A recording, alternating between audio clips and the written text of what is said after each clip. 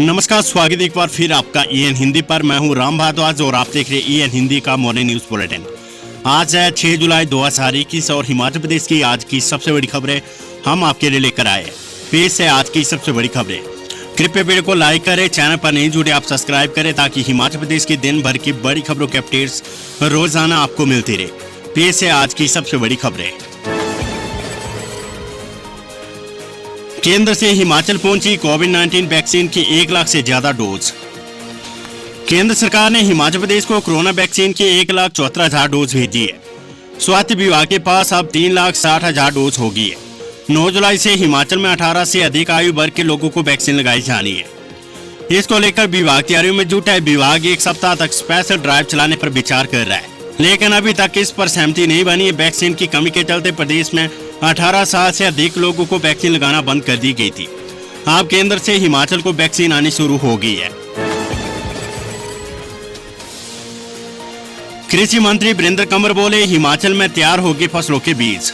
पंचायती राज मंत्री वीरेंद्र कंवर ने कहा है कि प्रदेश सरकार पहले दिन से हिमाचल को बेसहारा पशुओं से मुक्त कराने के लिए प्रयत्नशील है और इस दिशा में उठाए गए कदमों के सराहनीय परिणाम सामने आने शुरू हो गए।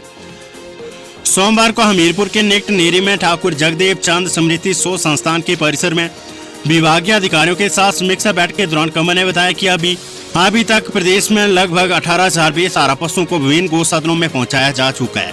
प्रत्येक पशु की बेहतर देखभाल के लिए 500 रुपए का प्रावधान किया गया है। ज्वालामुखी क्षेत्र में भी गौ अभयारण्य, जबकि गौशाला, लबनू और जाओ में गौ सदन की संभावनाएं तलाशने के निर्देश दिए गए। पंचायती राज मंत्री वीरेंद्र कंवर ने बताया कि आने वाले समय में गायों से केवल बच्चे पैदा करने का टीका सब्सिडी पर उपलब्ध कराने के बारे में सरकार जल्द निर्णय लेगी। हिमाचल में दौड़ेगी अब इलेक्ट्रिक गाड़ियां, प्रदूषण होगा कम। हिमाचल में अब इलेक्ट्रिक बसों के साथ इलेक्ट्रिक गाड़ियां भी दौड़ेगी। प्रदेश में बढ़ती वाहनों की संख्या और बढ़ते प्रदूषण को कम करने के लिए परिवहन विभाग ई-व्हीकल पॉलिसी तैयार करने जा रहा है। इस पॉलिसी के तैयार होने से हिमाचल में डीजल पेट्रोल से चलने वाली गाड़ियों की बजाय बिजली से चलने वाली गाड़ी भी चलेगी। इससे जहां बढ़ते प्रदूषण से रोकथाम की जा सकेंगे, भी पेट्रोल से भी छुटकारा मिलेगा। परिवहन विभाग, नीति आयोग और कैलिफोर्निया की एक संस्था रॉकी माउंटेन कैलिफोर्निया की सहायता से पॉलिसी तैयार कर रहा है। परिवहन विभाग के अधिकारियों का कहना है कि ई-व्हीकल पॉलिसी तैयार करने के लिए अभी स्टेक होल्डर के साथ बैठक का दौर चल रहा है। हाल ही में रॉकी माउंटेन कैलिफोर्निया परिवहन विभाग में नीति आयोग की ओर से सभी स्टेक होल्डर के साथ बैठक की गई है। बैठक में स्टेक होल्डर से पॉलिसी तैयार करने के लिए सुझाव लिए गए हैं। स्टेक होल्डर में टाटा, अमेजॉन, NIT हमीरपुर और बिजली विभाग समेत कई अन्य विभाग शामिल है। ई-व्हीकल पॉलिसी के लिए खाका तैयार किया जा चुका है। जल्द ही ई-व्हीकल पॉलिसी को अंतिम रूप दिया जाएगा। और अब आज की कोरोना वायरस अपडेट। हिमाचल में एक और कोरोना संक्रमित की मौत, 168 नए कोरोना पॉजिटिव मामले, सक्रिय केस 1,357। हिमाचल प्रदेश में सोमवार को एक और कोरोना पॉजिटिव मरीज की मौत होगी। मंडी में 39 वर्षीय संक्रमित ने दम तोड़ दिया है। उत्तर प्रदेश में 168 नए कोरोना पॉजिटिव मामले आए। चंबा जिले में 32, बिलासपुर 28, कांगड़ा 26, शिमला 24, मंडी 20, ऊना 13, हमीरपुर 11, सोलन 4, कुल्लू 4, लाहौल स्पीति 3, किन्नौर 2 और सिरमौर जिले में 1 नया मामला आया है। बीते 24 घंटों के दौरान प्रदेश में 165 मरीज ठीक हुए हैं। अब प्रदेश में कुल कोरोना संक्रमितों का आंकड़ा 2,02,800 पहुँच गया है। इनमें से अब तक 1,97,943 संक्रमित ठीक हो चुके हैं। सक्रिय कोरोना मामले 1,357 है। प्रदेश में अब तक 3,488 संक्रमितों की मौत हुई है। बीते 24 घंटों के दौरान कोरोना की जांच के लिए 12,597 लोगों के सैंपल लिए गए थे। भाजपा अध्यक्ष नड्डा बोले, उपचुनाव हो या मिशन रिपीट, सभी को जमीन पर करना होगा काम। भाजपा के राष्ट्रीय अध्यक्ष जगत प्रकाश नड्डा ने सोमवार को ढालपुर के देव सदन में आयोजित मंडी संसदीय क्षेत्र की बैठक में कार्यकर्ताओं से संवाद का जोश भरा। उन्होंने लीडरशिप के टिप्स दिए और कार्यकर्ता निर्माण को लेकर चर्चा की। नड्डा ने कहा कि उपचुनाव हो या सरकार का मिशन रिपीट, सभी को जमीन पर काम करना होगा। उपचुनाव के लिए एक एक कार्यकर्ता को जागना होगा। जगत प्रकाश नड्डा ने कहा कि पदाधिकारी और कार्यकर्ताओं को अपना आंकलन करना चाहिए और सोचना चाहिए कि हम कहां खड़े और कहां जाना है। उसके बाद भाजपा का केंद्रीय नेतृत्व भी इसका तथ्य अन्वेषण करेगा। केंद्र और प्रदेश सरकार की योजनाओं की कार्यकर्ताओं को पूरी जानकारी होनी चाहिए। मंडल कहां कमजोर है और कहां अच्छा है, इस पर मंथन होना चाहिए। इसके लिए योजना भी तैयार की जानी चाहिए। बैठक के दौरान उन्होंने कार्यकर्ताओं से प्राथमिक सदस्य बनाने के बारे में भी पूछा। उन्होंने कहा कि पदाधिकारियों को जमीनी कार्यकर्ताओं को तैयार करने पर ध्यान देना होगा। कार्यकर्ताओं को वैचारिक रूप से मौलिक विकास से जोड़ना चाहिए। भाजपा सत्ता के लिए नहीं, वैचारिकता के लिए काम कर रही है। कार्यकर्ताओं को लालच के लिए नहीं जोड़ना चाहिए। जल शक्ति मंत्री महेंद्र सिंह पर विपरीत कांग्रेस। शिक्षकों पर की गई टिप्पणी को लेकर कांग्रेस ने जल शक्ति मंत्री महेंद्र सिंह ठाकुर पर तीखा निशाना साधा है। सोमवार को राजीव भवन में पत्रकारों से बातचीत करते हुए कांग्रेस प्रदेश अध्यक्ष कुलदीप सिंह राठौर ने कहा कि जिस तरह की टिप्पणी जल शक्ति मंत्री ने की है, उसको लेकर उन्हें तत्काल शिक्षकों से माफी मांगनी चाहिए। मंत्री के बयान शिक्षकों के प्रति छात्रों में भी एक गलत और उनका अपमानजनक संदेश गया है, जो सहन नहीं किया जा सकता। राठौर ने कहा कि कोरोना काल में शिक्षकों ने पूरी ईमानदारी के साथ अपना दायित्व निभाते हुए ऑनलाइन क्लास लेकर बच्चों को पढ़ाया। ऐसे में मंत्री के बयान ने उनके मनोबल पर विपरीत असर डाला है। बिना मास्क और सामाजिक दूरी की घूम रहे सैलानी, विभाग ने जारी की एडवाइजरी। पर्यटन नगरी मनाली सहित प्रदेश भर के पर्यटन स्थलों में सैलानियों की भीड़ लग रही है। वीकेंड पर रिकॉर्ड सैलानी हिमाचल का रुख कर रही है।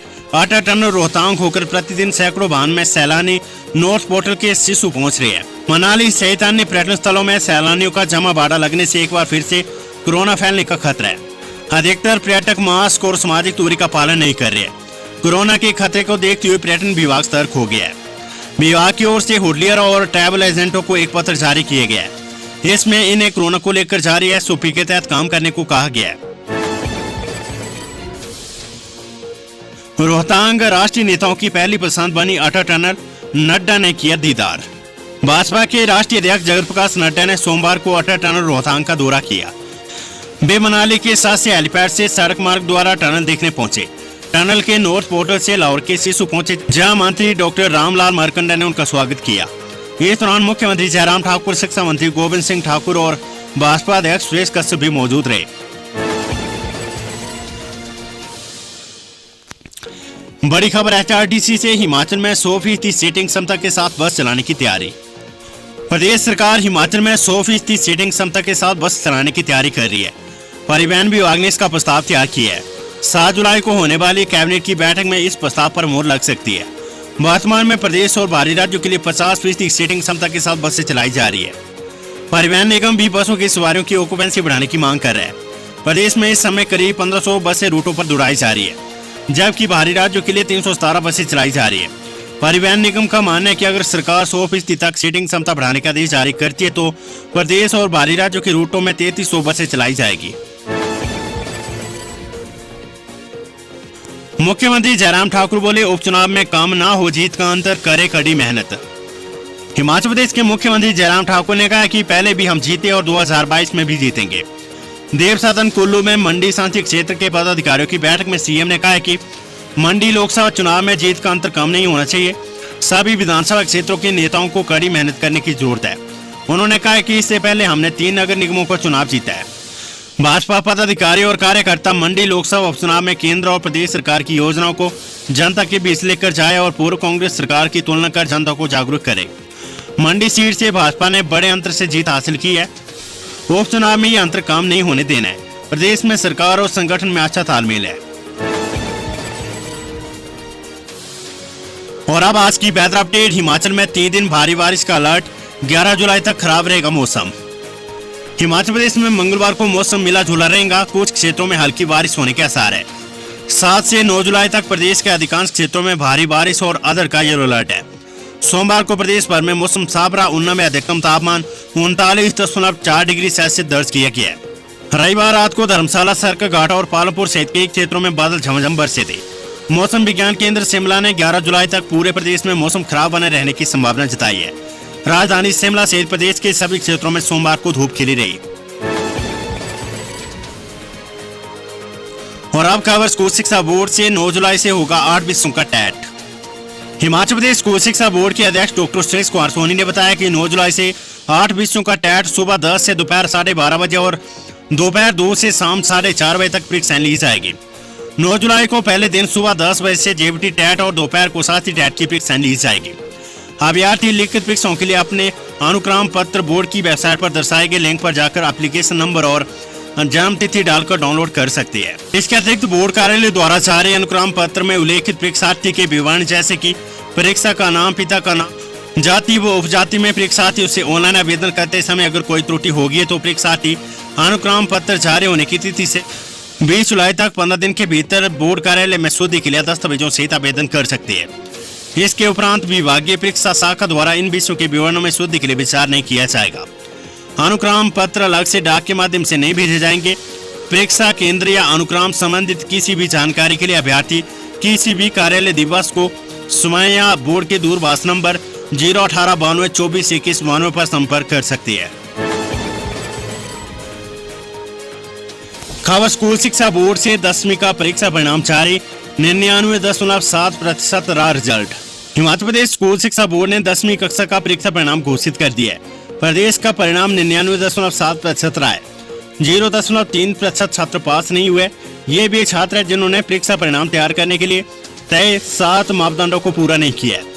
मिली जानकारी के मुताबिक हमीरपुर जिले के सुजानपुर के छात्र की याचिका पर हाईकोर्ट ने 10वीं परीक्षा परिणाम की मेरिट सूची पर रोक लगाई है। हिंदी विषय की परीक्षा देने पहुंचे कोरोना संक्रमित छात्रों को स्कूल प्रबंधन ने परीक्षा केंद्र में प्रवेश करने से रोक दिया था। स्कूल शिक्षा बोर्ड के परीक्षा परिणाम घोषित करने के फार्मूले से छात्र संतुष्ट नहीं है। छात्र ने कहा कि कोरोना संक्रमित होने के चलते परीक्षा से वंचित विद्यार्थियों की बोर्ड परीक्षा ले। विद्यार्थियों ने प्रदेश उच्च न्यायालय में परीक्षा परिणाम को लेकर याचिका दायर की थी। इसको देखते हुए छात्र के लिए अब 12 जुलाई को 10वीं के हिंदी विषय की परीक्षा है। बोर्ड ने 10वीं के परीक्षार्थियों का परीक्षा परिणाम तैयार करने के लिए 7 मापदंड तय किए थे। इनमें 9वीं कक्षा प्रैक्टिकल, इंटरनल असेसमेंट, फर्स्ट और second term exam, pre board और बोर्ड की ओर से लिए गए हिंदी विषय के पेपर मूल्यांकन करवाकर परिणाम तैयार किया गया है। हालांकि प्रदेश सरकार ने विद्यार्थियों को पहले से अगली कक्षा में प्रमोट कर दिया है। खबर हिमाचल प्रदेश यूनिवर्सिटी से 7 जुलाई को होगी बीएड की परीक्षा, 16,000 प्रशिक्षु बैठेंगे। स्नातक डिग्री कोर्स के फाइनल ईयर के 35,000 छात्र छात्राओं की परीक्षाओं को शुरू करने के बाद अब विश्वविद्यालय बीएड की परीक्षाएं शुरू करने जा रहे हैं। इसमें 16,000 से अधिक प्रशिक्षु अपेयर होंगे। इसके साथ ही एमएड और एमए एजुकेशन और इक्डोल बीएड ईयर सिस्टम की परीक्षाओं को 7 जुलाई से शुरू करने की तैयारियां लगभग पूरी कर दी गई है। इन परीक्षाओं के लिए पूरे प्रदेश भर के विश्वविद्यालय से संबंधित 75 बीएड कॉलेजों को परीक्षा केंद्र बनाया गया है। विश्वविद्यालय ने पहले ही सभी परीक्षा केंद्रों को प्रदेश सरकार की ओर से जारी किए गए एसओपी में परीक्षाओं के लिए इंतजाम और तैयारी करने के निर्देश जारी कर दिए। बीएड प्रशिक्षकों की ये परीक्षाएं शुरू होने से बड़ी राहत मिलेगी, क्योंकि इन प्रशिक्षकों की अगले सेमेस्टर की परीक्षाएं पहले और तीसरे सेमेस्टर की परीक्षाओं के लिए निपट जाने के बाद ही संभव होगी। प्रदेश भर के बीएड कॉलेज में प्रशिक्षण ले रहे 16,000 प्रशिक्षकों को अब उम्मीद जगी है कि उनकी डिग्री अब इस सत्र में पूरी हो सकेगी।